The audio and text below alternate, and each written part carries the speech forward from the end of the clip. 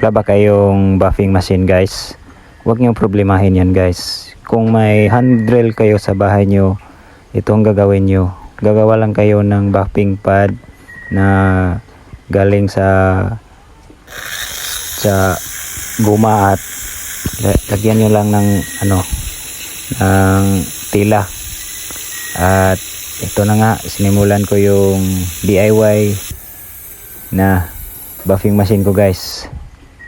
Tingnan natin kung worth it ba to guys.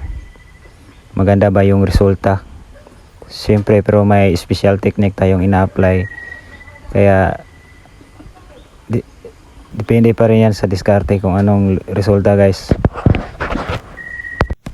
Siyempre, hindi ko naman ipagdamot yung technique na guys.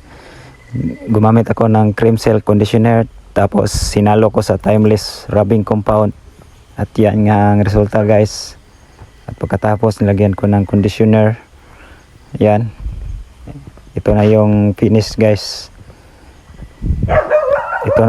Ito ay nirepaint at ito na nga yun.